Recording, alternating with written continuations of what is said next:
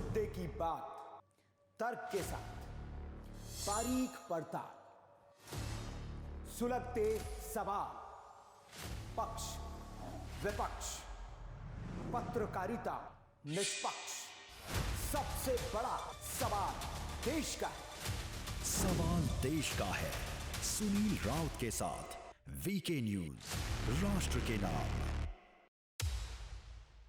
नमस्कार, आप देख रहे हैं वीके न्यूज। मैं हूं आपके साथ योगेश मित्रा। बुलेटिन की शुरुआत करते हैं देश दुनिया के तमाम खबरों के साथ। कन्नौज में बिना रजिस्ट्रेशन के संचालित नर्सिंग होम धड़ल्ले से चल रहा है, जिसमें परिजनों की जिंदगी के साथ खिलवाड़ किया जा रहा है। बता दें कि नर्सिंग होम में इलाज के दौरान प्रसूता की मौत हो गई, जिससे आक्रोशित परिजनों ने डॉक्टरों पर लापरवाही का आरोप लगाते हुए जमकर हंगामा काटा। बिजनौर में गुलदार के बढ़ते आतंक से लोगों में खौफ देखा जा रहा है। बता दें कि गुलदार ने अब तक 13 लोगों को अब तक मौत के घाट उतार चुका है, जिससे किसान दहशत में है। जिले को गुलदार से मुक्त कराने की मांग को लेकर किसानों ने कलेक्ट्रेट में धरना प्रदर्शन किया। सबसे अहम मांग इस समय जिला बिजनौर की गुलदार मुक्त बिजनौर की है। इस समय जो गुलदार का आतंक चल रहा है, किसान लगभग 13 मौतें यहाँ हो चुकी हैं और इस समय भय का माहौल है। किसान खेत की तरफ जाने को तैयार नहीं है, क्योंकि जिस समय भी खेत की तरफ जाने का प्रयास करता है, उस समय हर समय उसकी निगाह या हर समय उसके दिमाग में सिर्फ यही बसा रहता है कि गुलदार इधर से ना आ जाए या इधर से ना आ जाए।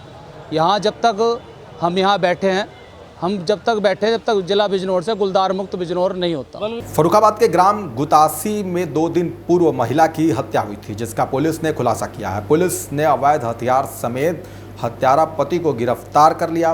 पुलिस को आरोपी पति पर पहले से ही शक था, जिसके लिए पुलिस ने गहनता से जांच पड़ताल की तो सच्चाई सामने आ गई। बता दें कि अवैध संबंध होने के शक में पति ने पत्नी की गोली मारकर हत्या की थी। मऊ दरवाजा में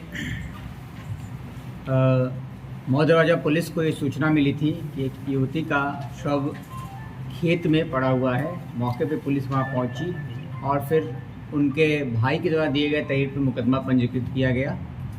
बॉडी का पोस्टमार्टम कराया गया। उसमें 2 फायर आर्म इंजरी थे और दोनों में एंट्री वुंड और एग्जिट वुंड दोनों था।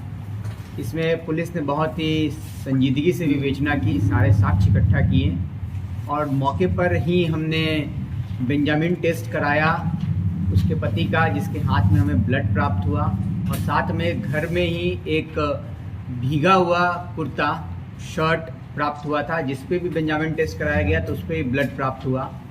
तभी से पुलिस को इस बात का शक था कि उसके पति इसकी हत्या में शामिल हो सकते हैं। रामपुर में आजम खान को हाई कोर्ट से तगड़ा झटका लगा है। बता दें कि वर्ष 2022 में आजम खान के खिलाफ केस दर्ज हुआ था, जिसके बाद पुलिस चार्जशीट पर न्यायिक मजिस्ट्रेट की अदालत ने आजम खान को 3 साल कैद की सजा सुनाई थी। सजा के खिलाफ आजम खान ने रामपुर की विशेष अदालत में अपील दाखिल की थी। इलाहाबाद हाईकोर्ट ने आजम खान को विशेष अदालत रामपुर द्वारा बरी करने के फैसले के खिलाफ राज्य सरकार की अपील पर नोटिस जारी की है, जिसमें कोर्ट ने कहा कि अपील की अगली सुनवाई 27 सितंबर को होगा। गाजियाबाद के इंदिरापुरम इलाके में चोरों का आतंक बढ़ा दिख रहा है, जिससे लोग परेशान हैं। बता दें कि चोरों ने देर रात आधा दर्जन गाड़ियों की बैटरी और म्यूजिक सिस्टम चोरी कर मौके से फरार हो गए, जिसके बाद स्थानीय लोगों ने आरोप लगाया कि पुलिस गश्त नहीं करती है, जिससे लगातार इस तरह की घटनाएं इलाके में बढ़ रही है और लोग खुद को असुरक्षित महसूस कर रहे हैं। आज दिनांक 3/8/2023 को सोशल मीडिया के माध्यम से एक सूचना प्रसारित हो रही थी, जिसमें यह बताया गया था कि इंदिरापुरम थाना क्षेत्र में कुछ गाड़ियों के शीशे को तोड़कर उसके एक महत्वपूर्ण पार्ट को निकाला गया है। इस संबंध में अवगत कराना है कि रात्रि में इंदिरापुरम क्षेत्र के नीतिखंड और अभयखंड क्षेत्र की कुछ गाड़ियों के शीशे को तोड़कर उसका एक महत्वपूर्ण पार्ट ईसीएम चुरा लिया गया है, जिसके संबंध में पीड़ित जनों से तहरीर प्राप्त करके अभियोग पंजीकृत कर लिया गया है तथा टीमों का गठन करके उसके अनावरण का प्रयास किया जा रहा है। 2024 के चुनाव में कांग्रेस पार्टी उत्तर प्रदेश के हर जिले में संविधान बचाओ संकल्प सभा का आयोजन कर रही है। इसी के तहत जनपद सहारनपुर में भी कांग्रेस ने संविधान बचाओ संकल्प सभा का आयोजन किया। इस कार्यक्रम में कांग्रेस पार्टी के दिग्गज नेता पहुंचे और बीजेपी सरकार पर जमकर हमला बोला। बता दें कि कांग्रेस ने सरकार पर हमला बोलते हुए कहा है कि बेटी बचाओ बेटी पढ़ाओ के नारे सरकार के खोखले साबित हुए गए।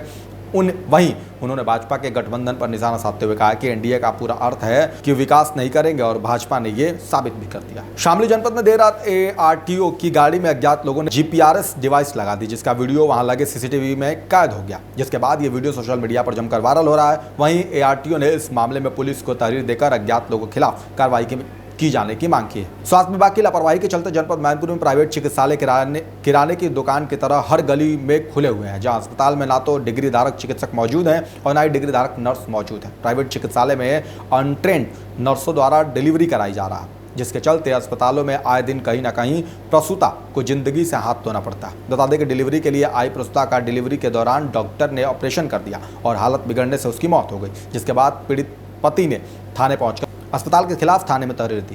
पुष्पा वाले में अशोक पुष्प। हाँ अशोक पुष्प में। फिर क्या हुआ? तो वहाँ मैंने अपने मरीज को दिखाया, पहले बात की पहले डॉक्टर से जी। तो हमने ऐसे मेरा मरीज है, डिलीवरी केस है, अगर नॉर्मल होता है तो आपके बस में हो तो कर सकते हो। अब उन्होंने बोला कि घबराने कोई बात नहीं, अगर नॉर्मल होगा नॉर्मल कर देंगे, ऑपरेशन होगा तो ऑपरेशन कर देंगे। ठीक है। तो हमने कि अगर आप ये बताओ खर्चा कितना आ जाएगा, तो वो बोले 25,000 रुपये आ जाएगा खर्चा।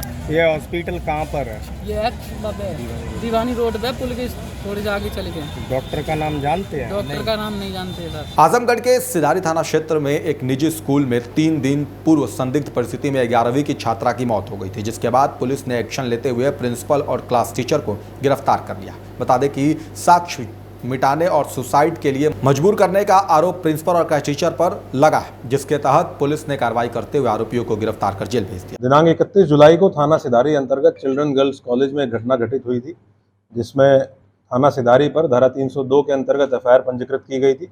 इस FIR में दोनों नामजद अभियुक्त, जो कि स्कूल के प्रिंसिपल सुमन मिश्रा और क्लास टीचर अभिषेक राय, इन दोनों को गिरफ्तार करके रिमांड के लिए जनपद न्यायालय भेजा जा रहा है। इस प्रकरण की विवेचना के लिए CO सिटी के पर्यवेक्षण में SHO सिधारी और SO महिला थाना की एक टीम गठित की गई थी। इनके द्वारा पूरा साक्ष्य संकलन किया गया है।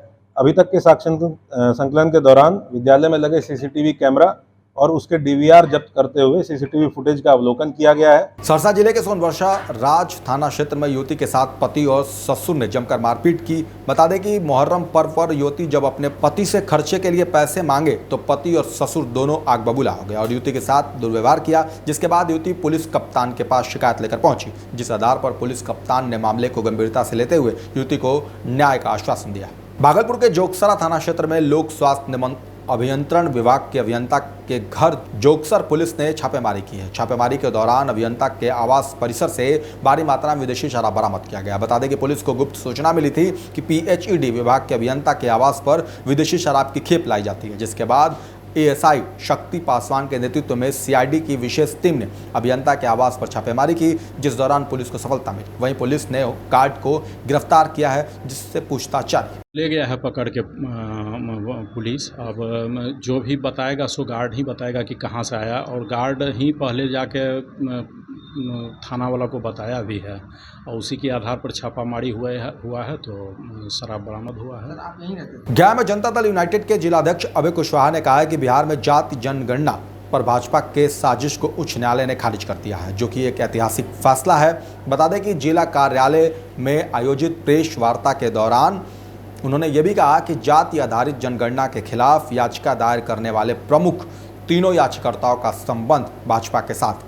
अभय कुशवाहा ने बीजेपी पर निशाना साधते हुए कहा कि भाजपा जातीय गणना ही नहीं बल्कि जनगणना के भी विरोध में है। तमाम चीजों का परवाह नहीं करते हुए जब अति पिछड़ा का भी आरक्षण वो मारना चाहते थे, उस समय भी हमारे नेता ने कहा था चाहे कुछ भी हो जाए अति पिछड़ों के हक और अधिकार को हम किसी भी कीमत पर समाप्त नहीं होने देंगे, ये नीतीश कुमार जी ने कहा था।